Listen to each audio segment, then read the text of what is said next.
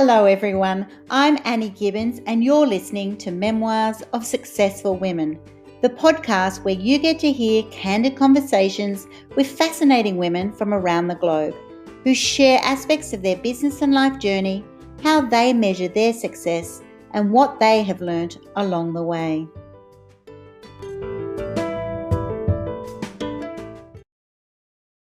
Hello and welcome to Memoirs of Successful Women. I am super hyped up and charged today to introduce you to Jules Brooke, who is the founder of She's the Boss Group and Handle Your Own PR. She is the host of She's the Boss Show on YouTube, She's the Boss Chats, She's the Boss Leader podcast. She's all things She's the Boss. So obviously that's what we're going to be talking about. She's also been magazine Woman to Watch 2021, SheEO Activator. Welcome to the program, Jules. Thank you very much, Annie. It's lovely to be here.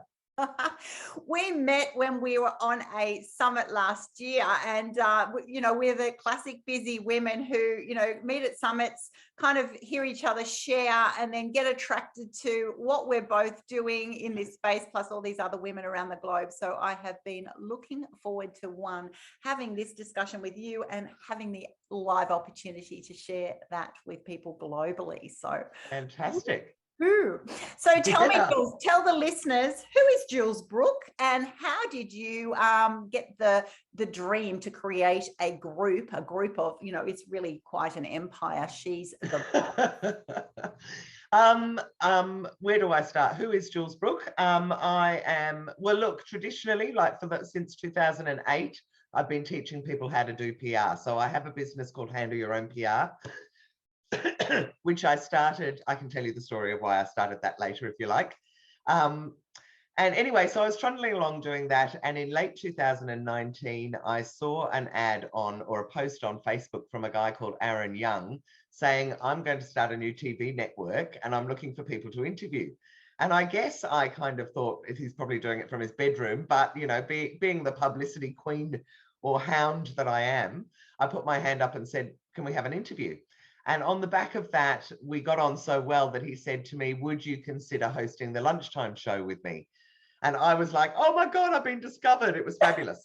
Yes. Anyway, as part of that, and there was a whole lot of other stuff in the background, but I ended up saying to him, can I have a show about women in business? And he said, sure. And I called it She's the Boss. And I started interviewing female founders about their journey. And I ended up having it for about 6 months. Then I'm trying to think what the order was. So I started a Facebook group on the back of that. Then Aaron had said to me, listen, I think your interviews are too long with women. If you really want to do long interviews, why don't you do a podcast? And I thought, hang on a minute. My partner, Dave Stokes, runs Author to Audio, which is a audiobook business. And he also does podcasts. And he'd been saying to me for ages, let's do it.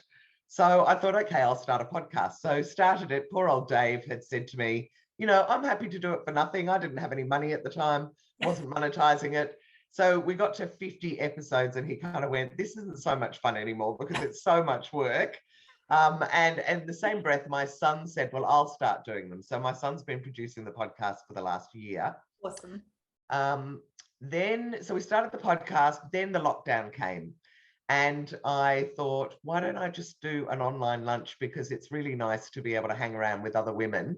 And if you're running your own business, of course, you've got no one to kind of go out for Friday night drinks at the end of the week with. And so I started doing an online lunch just for a bit of an experiment, and everyone loved it. And I said to them at the end of it, okay, I'll see you next month. And they went, you can't wait that long. And so I said, okay, well, let's do it every week.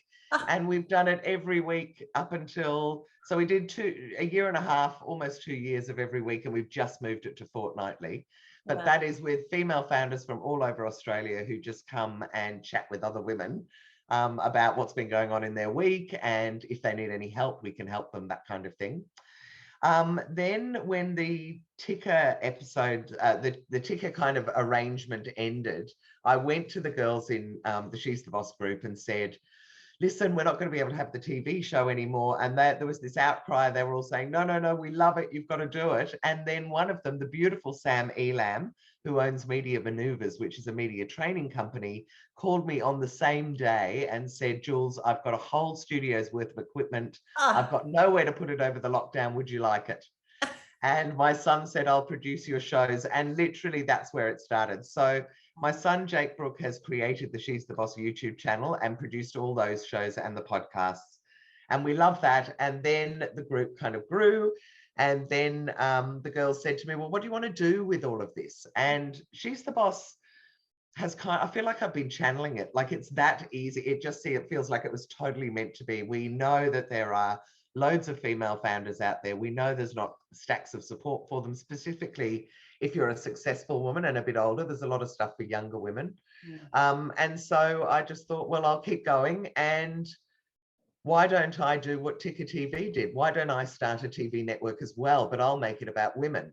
And so I am about to do a massive capital raise investor thing where I intend to start a TV network for women by women focused on business before the end of this year, and it'll be a big global one. Oh, congratulations. So there you go. That's kind of my little plans. Oh, they're not little plans, they're massive plans. But isn't that amazing that on one hand of that story that I was listening to was that opportunities just suddenly fell into your lap, but they only did because you're actually in that space. You're right. True. You know, you're following your calling, and because you're there, positioned exactly there or slightly next to there, you're able to do that pivot and adapt. And I think that's the key learning straight up on this. Thank you. Yeah.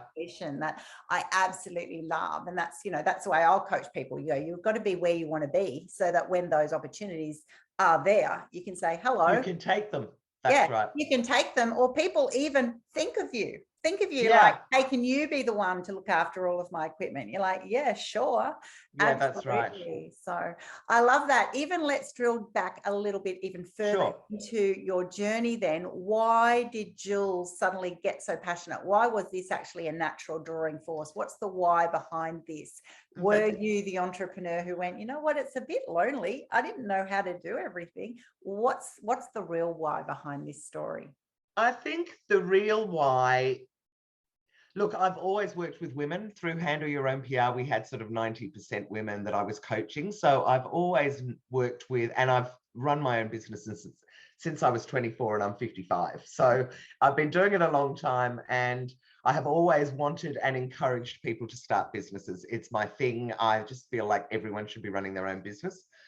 And so when I started the show, I thought it was just going to be sharing stories. But as we went along, I realized basically how underfunded female founders are. So that was the first little thing that kind of struck me. I heard that figure that you possibly have heard as well, of 2% of female founders are being funded by venture capital. And I thought, that is bizarre. Like, that is such a small percentage. It's like zero. So why is that happening? And then when I decided to start the TV network, a couple of bits of research came out at the end of 2020 that just kind of solidified things for me. One was the Australian Institute of Media Diversity, or whatever they're called, but it's something like that, put out some research that they've been doing for 3 years that said that in free-to-air television, the news directors and program directors are 100% Anglo-Saxon men over 50. Yeah. And I thought, how are we ever going to get any representation of women in the media, especially business women, if the guys are making the decisions and they don't think that it's important? We've got nowhere to go. So that was the first thing. And then the second thing was that I discovered the Gina Davis Institute of Media Diversity as well, or it's an Institute of Gender Equality in the Media or something. Anyway, Gina Davis, who we all know from Beetlejuice and Accidental Tourist and those sorts of things, 35 years ago started an institute that was pure research around gender equality in the media. Oh. And she put out a piece of research at the end of 2020 that said that they found that women over 50 feature in less than 4% of media globally. And it was that moment, I think, that I just thought, hang on a minute, like, why are we all sitting around waiting for change to happen?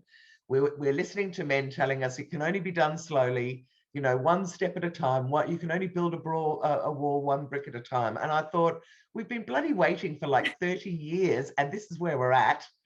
How about we just ignore that and start our own? So that was my kind of rationale for it. I also have worked, as I said, worked with so many women, and I knew that women need connecting. And I'm a big believer, and I didn't like what was starting to happen on Instagram with all this trolling, and you hear about major stars like Charlotte, anyhow, Caroline Flack, all sorts of people that are getting trolled in the media. Right. Charlotte, that's right. Who are actually really unbelievably being trolled to the point that they want to end their lives. And I just thought, I don't see a lot of that in social media, and I don't want to see any of that. So I thought, why don't I start a group where basically, if you don't have anything nice to say, don't say anything at all, or you're going to get kicked out. Exactly. So I am all about lifting women up. My favorite saying is to be that person in a room that will mention someone else's name in a room full of opportunities. I absolutely love that quote. And it really speaks to me as to what I want to do, which is introduce amazing women to each other so that they can do even more amazing things. Oh my goodness, we are such soul sisters. So true, so true. And how crazy is that statistic that you shared, the 4% of women? Because I'm the founder of the Women's Business Incubator, so I teach people to start up and scale up and dominate in business in my sector. And so, but I'm noticing more and more, particularly over the pandemic, that it's the 50-year-old women who go, hello, my kids are now moving out. I've got all these skills. I've always dreamed of doing something. Now is my time. And they're friggin' good at it because they've waited forever. They're actually, although they need skill building and framework and support and all those wonderful ingredients, I tell you what, they're just dynamos because they're hungry and excited, and they realize that they can be so much more. Right. And the other thing I think that most people don't realize is that 75% of female founded businesses are by women over 45. Yeah. So we have all of this chatter around startups and innovation, and it's all targeting 24-year-old women, young women. It's seen as this young thing. And actually the stats don't play that out at all. No. And to talk to your point about women coming back into the workforce after kids, I think there's another thing at play. I think that the ageism that has been going on in the employment circles, and we know that it happened, and I'm sure you, and certainly I know loads of people now who've been in very, very senior roles, CEOs and senior sales managers and senior marketing directors, who get made redundant or lose their job and they can't get another job. Yes. Or if they can, they have to sacrifice salary and position. And I just think it's disgusting. The women are doing as well is that they're saying, well, if I can't get another job, why don't I start a business myself? Yes. So there's a whole lot of that, because then it doesn't matter. You're going to have employment for the rest of your life and nobody else is going to have control over that. So I think that is a really important part of it. And I think, somebody was saying, oh, watch out, watch out for women because there's going to be a real issue with them in employment. It was a post I saw in LinkedIn. And I was like, you know what? Watch out for the tsunami that is coming, which will be women over 50 running their own businesses. I think entrepreneurial women is going to be a whole new thing this side of the pandemic. Yes. And also, with the flexibility of working from home, and many women want to give back and they want to disrupt things. They want to make change happen that isn't happening otherwise. So it's a really exciting time, I think, in business at the moment to see what's happening. Women at this time over the last, year to 2 years have actually had the reason to say, you know what, I can do better. That's I think right. A lot of women were in this situation of, I've got the day job, I've self-sacrificed because I've had the kids and I'm doing something that works around their lifestyle, but it's really not my dream. Or I had that and then I got put off, and now do I really want to go back to that? And so that's right. This is the tsunami that is actually coming through, and I'm noticing it in my coaching and my programs of people suddenly go, you know what? Like, I would never have done this. It's been the forced movement out of your comfort zone. And now they're Yep. like going, well, if I'm going to be uncomfortable anyway, maybe I actually could do this. And I tell you what, it's my heart and soul. A mum who raised 5 children, including 2 sets of twins, around a growing career. I would have loved that boldness. I would have loved that moment. And I used to talk about it all the time, but I wouldn't do it because it wasn't safe. You know, I always had the desire, but it wasn't safe, and because I had a truckload of them. And it was all a bit too scary. Plus, we got married very young. But now it's like, even if that happened to me now, I think I would have done it. And that's well, I the other thing that has sort of brought this beautiful convergence together, I think, is that technology now makes it a very low barrier to entry. You can start an online business very easily. And the other thing, of course, that then fed into that, particularly for women over 50, is that the pandemic made them familiar with a lot of technology that they didn't know before. So all of a sudden, Zoom isn't a strange word that no one's heard of. Most people have tried it. Most people have bought online now. Most people have gone, if they're in business, gone to meetings that are online. So the barrier is really low. You don't need to have millions of dollars in the bank in order to start a business. And I think that has made another big change as well. Oh, that is huge. Absolutely huge. Back in the day where you thought I needed to have a shop, a premise. That's right. Rent. You've got so many outgoings before you actually get the cash flow. And we all know cash is king. And the other thing is that you were also, how do I find my market? Well, a lot of people have got followers now on social media. So they've got an immediate market that they can go to and say, guess what? I've started this business. Yeah. And, you know, so a lot of things have converged to make this happen, I think, but I definitely feel that we're about to see an explosion of women running businesses. What are the biggest challenges that you've noticed of women who've done that brave move, those listening in going, okay, I'm at that early stage and still struggling, or I'm just about ready to make that move? I think one of the biggest ones that I see is, well, there's a few actually. It's my favorite spot is working with women who say, I want to start a business, but I don't really know what to do. Yeah. And for them to understand that whatever makes them passionate probably could be turned into a business, and then to show them how they could possibly make money out of it. I think that's one. But another big thing with women is confidence and imposter syndrome and all those kind of words. And so it's for those of us women who are a bit more experienced and a bit older, I think, to just help them understand how bloody awesome they all are, how amazing many of their ideas are, how it isn't impossible for them to run their own business and make a decent salary out of it, if not a big global vision. I mean, the other thing that I see with a lot of women is they think small. They think, I'd like to have a business that'll just pay me, you know, as long as it pays the groceries and a little bit extra, or it allows me to go on holiday every year or whatever. That to me is thinking way too small. I want people, particularly women, to be thinking, how can I turn this into a big corporation? And I think that's what a lot of men think when they start businesses, and women don't think that way. And I guess I want to encourage women to think big. And the best way to do that is to have role models. And if I can start that, well, when I start this TV network and you start seeing loads and loads and loads of successful businesswomen on TV, I honestly think it's that amazing thing that I'm trying to think. I think it's Gina Davis's strapline for her diversity thing that says, if they can see it, they can be it. And if you don't see people who are successful doing something that, you know, turns your dial, then you don't necessarily think you can do it. Otherwise, you only get those real innovators and early adopters, whereas we want mainstream women now to come on board and think like that too. It's a true point that you need to believe to achieve, and you're only going to believe it if you see the evidence of other people that's right doing it, or at least have pioneered that space. You know, that's one of the luxuries or dream. I'm so thankful that I had my grandmas who were both pioneers in their little way, and it actually gave me a glimmer of hope that you could actually, you know, rise above your circumstances. Hang on a minute, we have to go back to that. What did your grandmothers do? I want to know what they did now. Oh my gosh. Well, my grandmothers were born at polar opposite sides of the the worlds with different circumstances. So here I am, a little girl growing up in Australia, and I had one of my grandmothers was born an aristocrat in Russia, and she was like, I can do anything. I've got, like we used to say, she's got delusions of grandeur, but in her mind, her mindset, it's like everything is possible. It's just money. It's just circumstance. It's just making it happen. It's not, nothing is impossible, right? It's just do it.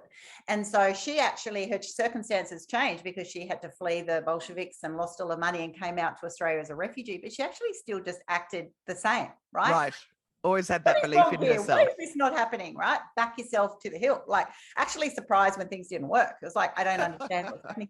My other granny was born dirt poor in Australia, and so she was the opposite. She was like Cinderella, going, well, no one in this world is going to do anything for me, so I actually have to make it happen. I have to strive. I have to do the hard work. So I had this combination of work friggin' hard. If you want it, do it yourself, and you don't deserve anything and don't expect anything. And I had the other one going, oh my God, why isn't everybody just making amazing things happen? The combination is Annie Gibbins, who had this, but I had this, desire. So when I started, I had 2 sets of twins in 2 years. So I had 5 kids. Oh my God. I had one set of twins, and that was enough. Oh my God. Twins and one 4-year-old helper at the time. There you go.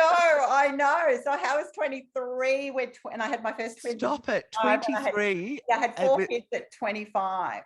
Right? Oh so my 26 goodness. months apart, and I was the dare to dream girl. So I'm sitting in this conversation that we're having now, and people are listening in going, and I remember crying going, but I want to be a businesswoman. And then my reality is, no, I had all these ideas of how I could be an entrepreneur. I even had a crazy one. I could run a kindergarten, and that at least my kids could have somewhere to go. Yes, I thought that idea too. So desperate. It's a mother of many kids idea. And I used to just think of my grandmothers going, well, just believe something's possible. And the other one in my ear going, just make it, you're going to have to do the hard work. So I did my journey of navigating 3 degrees around 5 kids, and to see. Oh my Lord, Annie. But talk about friggin' hard. So my passion, my why is like, man, let's just set up programs so that I can, now I've got the whole Annie Gibbins empire of, you got a program for anything you need, support, validation, resources. Come to me. It couldn't be this hard, right? Yeah. But the point of this conversation is the value of mentor, the value of the words of belief,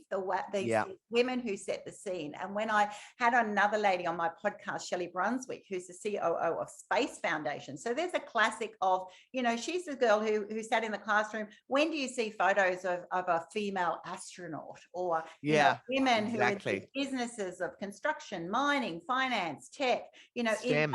Is that going to be an automatic opportunity for women? And the answer is yes, it will, when we get women who stand up. And unfortunately, we don't do it very well. You actually have to shout it out and go, yeah, I'm doing this. I've won this award. I'm progressing in this space. Because men do it very well. And so women actually give themselves a disservice when they don't. We all go, oh, someone's going to troll us or think we're a bit on ourselves. But we're not. We're actually just celebrating success, which is, this podcast. That's right. That's right. For women, and also giving the learnings so that others coming through will believe, so that they right. That's exactly what I teach in my PR. Show your expertise by sharing what it is that you know, and helping people avoid mistakes, and they'll come back to you. Absolutely. 100%, because that's right. There is so much pain, so much frustration, because they don't know how to ask, who to ask, have a stickiness to ask. That, it's like, but then everyone's going to know I don't know what I'm doing. And we're like, but none of us know what we're doing, right? No. You and I will share those stories. When you first do a podcast or a TV show, we don't know what we're doing. You have to just lean in and ask for help. That's right. Have fun along the way. And certainly over the last, 18 months, I've interviewed now about 150 to close to 200 female founders. And one of the things that comes across all the time is that people do get that kind of imposter syndrome at first, and they don't think that they can do it. And really, what I always say to people, and also because I've been teaching PR, so women in general, most people find it uncomfortable to sing their own praises, but women in general find it almost physically impossible. And the way that I talk about it with people is, don't think that you're telling everyone how great you are.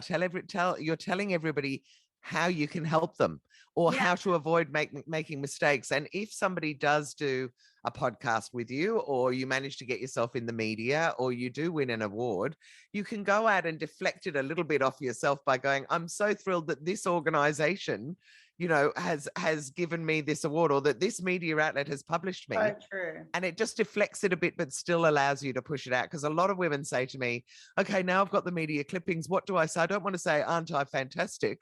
And I'm like, I understand that you don't want to say that. Say that the media outlet's fantastic for putting you in the media or whatever. Honored that they decided to think my words were worth sharing. Honored. That's right. That, you know, 100,000 people bought this book that I just wrote because I wanted to share my message. Wow, who would have thought? You know, that's right. It's about that what kind of stuff. receive, right? It's, you know, we're all in business doing life actually to, you know, obviously at the back end for the bottom line, but actually mainly to actually serve others. If you're going to be spending your life journey, you know, building a business, you're actually wanting a great solution for people. You want to solve the problem. You want to make it easier, whether you're a hairdresser or a, you know, a fintech or a podcast coach. It doesn't actually really matter. You're doing it for your reasons, but you're actually doing it so that other people will find value. Otherwise, that's right.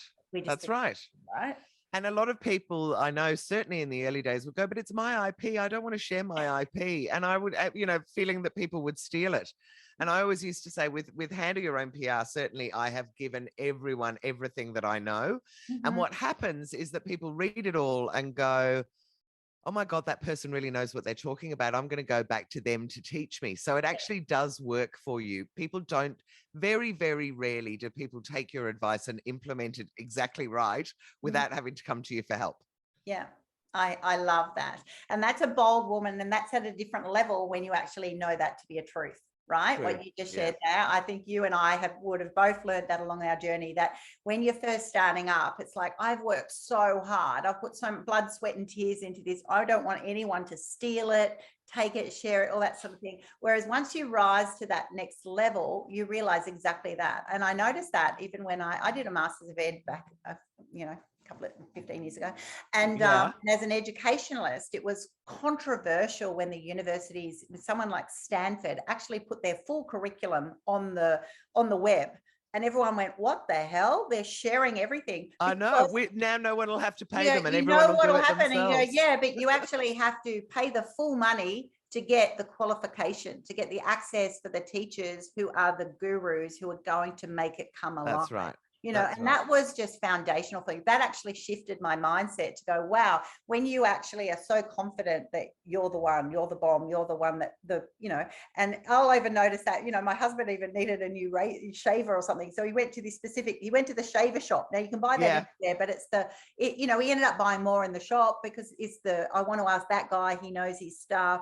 You know, that's right. Example, that's business. When you trust in yourself and your value, it's way more than just the content, right? Yeah, absolutely. Absolutely. Wow. So tell me more about what She's the Boss is really going. What value are the people who are coming to your now weekly meetups, and you're now going to go global? Tell me more about what's that next level? What's that going to provide to women? Well, the weekly meetups and a lot of what I'm about is connecting women, because I just feel like you need an ecosystem around you and you need supporters. And also I am a bit of a super connector. I have that brain that immediately matches that skill with that skill and goes, you two need to talk because you could do something together. Yeah. So I do a hell of a lot of that. But in general, it is making friends. I mean, I wrote an article for Smart Company actually that got a lot of traction last year, and it was around Zoom, and it was saying how Zoom is the great equalizer. And as much as everybody hates, you know, being online and blah, blah, blah, there are a lot of people out there that can't get out easily, and Zoom has opened up their worlds completely. So every once in a while I think, oh, do I really need to do these lunches all the time? And I think I have to, because we've got women in Outback Australia. We've got women in Perth and Queensland that are connecting. We've got people in wheelchairs. We've got migrant women. We've got all sorts of people that wouldn't necessarily be able to get out and meet other people easily. And and let's be honest, if you're a mum with kids, you can't do it easily either, because you've got to look after them. So I really want to keep connecting women. That is absolutely one of my missions. And my main purpose is to make women more visible. And so I can do that with PR. I can do that by having podcasts and pushing them out there. I can do that by inviting them in to come and do talks. So they do online talks for the girls. I'm putting together a corporate program so that I can take some of the She's the Boss women who are speakers into big corporates and say, Fantastic. let's do a half-hour lunch and learn or whatever. And I know, whether you want to talk about racism, disability, gender equality, whatever you want, we've got women that can talk to those topics. So I'm really all about making women more visible. And then the TV network for me is crucial because I saw what it did for my profile. Yeah. And I know that it absolutely put it on steroids, and that it is great content to push out for people to consume, but it's also great if you are a TV host because it does position you slightly differently and you are able to reach out to people that maybe would have said no to you to have just a coffee. But if you say, can I interview you on my show? They immediately go, oh, when would you like to do it? Tomorrow? So I really wanted to do that. And my other rationale, I guess, for making women more visible is for young girls to see these women. And one of the things that really warms my heart is that I get the odd email or text from somebody who says, we're listening to your podcast in the car with our daughters, or we're playing it at home with our 5-year-old, 10-year-old, whatever, and they're really inspired to try other jobs. And I thought, that is what I want to do. I just want little girls to have role models and to be able to see them, and older women to be more visible. Absolutely brilliant. Absolutely brilliant. So kind of everything I do dovetails into that, I guess. Yeah, and I love that fine line that you are doing so well, by the way, which is inspiring without being intimidating, right? Thank you. A fine line, particularly for women, because we are very sensitive and we get intimidated by others. And so when one issue we've surfaced that, you have confidence issues, imposter syndrome, and then you also then want to overcome that, and by elevating women who are already ahead in that space and happy to share with you, but it can easily still be intimidating. And so that's exactly it. We want to be inspiring. We want to be empowering. That's right. We want to equip and support these women coming through that you That's go, right. yeah, I'm not your competitor. I'm actually here to help. A potential collaborator, if I'm a nothing potential collaborator. And that's right. One thing we learn is that, there is enough business to go around in this world. It's That's just right. Position yourself out and stop being so scared of others. Actually lean into them. That's right. It will blow your mind, those listening in, when you start accepting offers of help. People are not. That's right. There is nothing anyone, particularly any women, love more than to be able to help someone else. We are all, as soon as you ask for help, that's when people start going, oh my God, I really can help that person. Yeah, I can do that. That used to drive me crazy. And when you're at our age, you'll go, oh yeah, that drove me nuts for like a decade. That's true. If I can help you in one coffee, I would just be honored. That's right. So the other difference with She's the Boss, I think, is we're a little bit, we kind of take off where Mamma Mia ends, in that she is very much for pregnant women and women up to about 40. Yeah. I'm really focusing on women that have had businesses for maybe 5 or 10 years. I mean, obviously happy to help the other ones that need the journey. But to me, there are a lot of women who are running businesses that are quite successful with the numbers of employees and growth that have no one really to talk to about that. Because if you're trying to position yourself as a leader, then amongst your own community, you don't really, I mean, we all are happy to show fallibility, but you're not going to go and say, what do I do with this person in my group that's always trolling me? Or what can I do because my board is, one of the people on my board is really, giving me a hard time, or I need to raise $2 million and we've got to 1.5 and I don't know how to get to the extra 500,000. Those are the women that I really want in the She's the Boss group, because a lot of those don't have a support network at the same level as them. We know that female CEOs are scarce. We know that women running successful businesses are also pretty thin on the ground. So those women need to know each other so that they can talk to each other at the same level and get that support, as well as the support from their own community that they've built.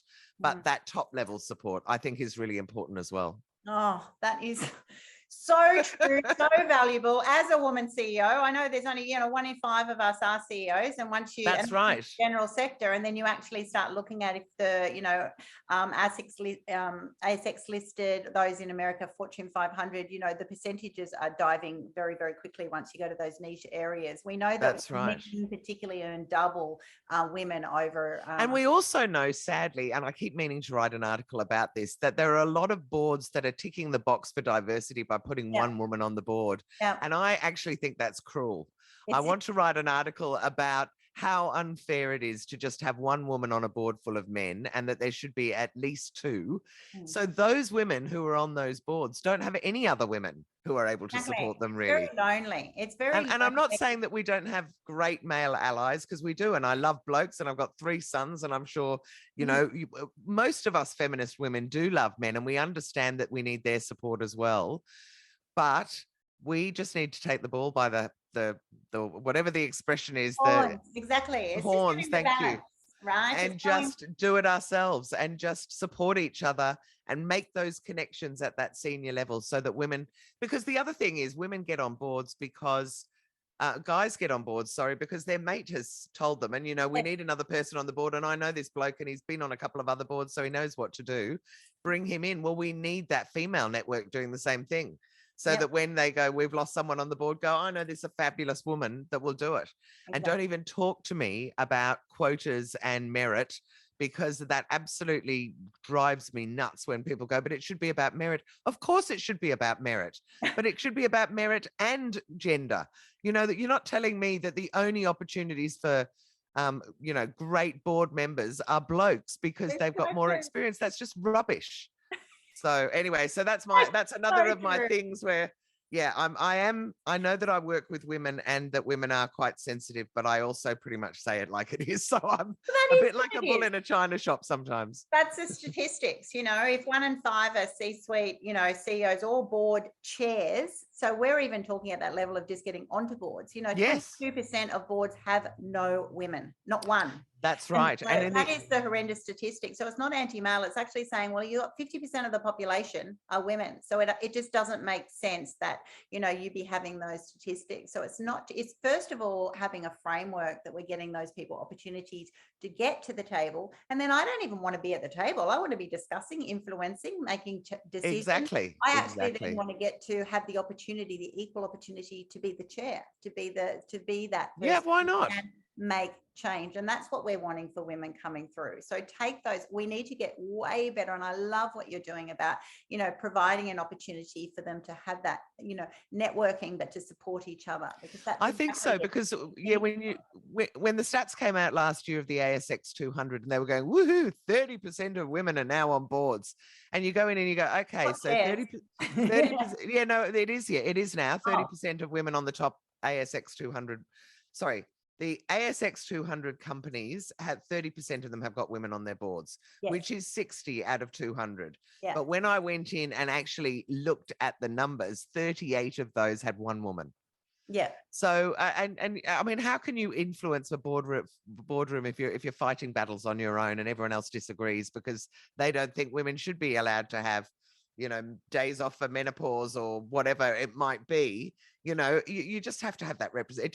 It makes no sense to me that if your customers are half women and your staff are half women, then why the hell isn't your board half women? It just doesn't. It's so illogical. Exactly, and it's ridiculous. Memo to the world: women are the consumers. Women make the decisions on purchasing primarily. Yeah, of course. And so you need to be reflective of who your actual customers are, and all the research will show you better for the bottom line. You're better for the brand. You're That's better right. for the reputation. I you're actually better for the collaboration, the feel, the company, particularly communications. It's you start looking into it and go, it just doesn't make sense. It doesn't make any sense at all. And one of the huge advocates for that is Michelle Redfern. I don't know if you know of Michelle, but I was talking with her earlier this week and she was saying, and I just love this, that's why I want to share it, that she said when she goes to these organizations that are run by guys, often that want to tick the diversity thing and want to know what to do, but they say, why would we bring more women on the board? And she says, well, do you want to make more money? Yeah. And they go, yes. And she goes, and do you want to have more customers? Yes. And do you want your staff to be feel better about themselves and have a better culture? Yes. Well, women can add all of that to the bottom line. I mean, it is demonstrably true that if you have women on your board, you make more profit. So why the hell wouldn't you do it? You know, I mean, it's pretty anyway. funny. Anyway, oh my gosh, we can chat all day. I would love those listening in to know how to connect with you. I'm assuming you just Google She's the Boss, but how do people find you, and what sort of membership programs do you have? How do they get the true value out of what you have? All right, fantastic. So the best way to get hold of me is to go to she'sthebossgroup.com. And you, I actually don't know. Actually, no, the best way to get hold of me would be through LinkedIn, I would have to say. Alternatively, you can send me an email at jules@she'sthebossgroup.com. My programs, I've got, with She's the Boss, it's at the moment, it's $49 a month to be a member, and you can come to everything. And you can also get discounts on the real life events that I run, which tend to be sort of smaller, intimate events where I can actually connect women again. And also, I'm trying to think what else do you get. You get a whole lot of stuff anyway. That's all on the website. If you are interested in raising your profile and you want to learn about PR, then you want to go to handleyourownpr.com.au. And I have a pretty amazing program, if I say so myself, called the PR Accelerator, which is 3 months of me coaching you, but includes me matching you with a journalist who will mentor you and help you come up with newsworthy angles and edit your releases for you. So it's a pretty amazing program, and it works. So either of those are ways to get hold of me. I would absolutely love people to listen to my podcasts. The She's the Boss Chats podcast is just about on every platform possible. Each woman that I've interviewed has got an incredible story, and all I do is I ask them, take me from high school to now and tell me how your life has evolved. And as a result, how your career has evolved to the stage you are now. So we have extraordinary women in there, women who have survived terrible car accidents, domestic violence, plane crashes and survived. So many inspirational women. I've got a woman in there that started an oil company. She's the only woman who owns an oil company in the world. All sorts of really amazing people, including Miriam Gonzalez Durantes, who was the woman who started the hashtag This Little Girl Is Me campaign last year. I don't know if you've heard of it, but she is extraordinary. And I managed to chase her down, did a whole interview with her without researching, and then discovered that she was the wife of the ex-deputy prime minister of the UK. Her name is Lady Clegg, and she was the chair of the European Trade Commission for a while. So there you go. What an extraordinary woman. So there's loads and loads of women like that in there. Oh my goodness. Well, everyone should be flocking over. I will put all of Jill's details on my podcast platform. Thank you, You won't Annie. have to search too far. You'll get the whole list with all the links, absolutely everything. But, you know, if in doubt, that's the thing about people who are interviewed on this program. You just Google Jules Brooke, and you will find absolutely everything. And that is incredible value. I think I might start joining your monthly sessions. Oh, I would love you to, Annie. Not. That would be absolutely joy. For me too. And that's what it's about. It's about continually connecting, continually inspiring others, helping others. And also we're all at our stage of the journey and go, you know, do you have any advice for me in this area? What, you know, that's right. So it's a give and sometimes take, and that's all okay. And that is all totally okay. I mean, we are totally about, let us know if you've got any problems and how we can help, because when you put a whole lot of brains together and all the connections that everybody has, there's always someone who can help. And it blows your mind who knows someone else. You know, sometimes that's right. Just a little couple of breadcrumbs away that it just changes your world, you know. That's right. And that's what it is. And is it fair? Maybe not, but that's life. It's connections, it's opportunities. And as we started this conversation, it's about positioning yourself and leaning in, saying, if I want it, if I'm like Annie's grandma who just goes and says, you know, if I think I deserve it, I'm going to just I'm going to go and get it. And I'm also going to do the work. I'm actually going to go, you know what, I'm going to have to make myself feel a bit uncomfortable, maybe pay, you know, $40 a month, do something or other. And then I'm going to go, wowza, I'm so ready. I'm so excited. And, you know, that energy is just priceless, because that just changes the world. So thank you so much for being on my program today. I have absolutely loved it. My absolute pleasure. How about we finish with a final closing comment of, well, what does success not just look like for you? What does it feel like for you? Success for me feels all warm and fuzzy because I have actually managed to make women more visible around the world, especially business women. I mean, I understand that there's a bigger thing, which is that we need all women to be visible, but business women over 45, it's like we don't exist. And I want us to be loud and proud and shout it out to the rooftop. So I will know that I have done my job well when all of a sudden we start seeing business women everywhere. Because I would imagine if we start our own TV network and it's successful, then all the free-to-air ones will jump on it anyway. So that will have a perfect result for me would be if they started having a lot more women hosting shows as well. Absolutely. Absolutely. What a great way to close. You know, who doesn't want to feel warm and fuzzy with who they are and what they do, who they serve, and keep pioneering this space. You know, we want to see so many women running networks, doing their things. You know, if Oprah can do it, you can certainly do it in Australia, and you can certainly do it in your space wherever you are in the world. Just follow your passion, I think, is the biggest thing. And that's something that women do very, very well. But it's like, there'll be something that you want to see change, whether it's the climate or domestic violence or, you know, youth, or it really doesn't matter, but there will be something and you can make a difference. Absolutely. Everyone can make a difference. And we want you to believe in that. Believe that's right. You can achieve it. Thanks so much. We'll leave it there. Thanks so much, Annie. And we look forward to your next installment.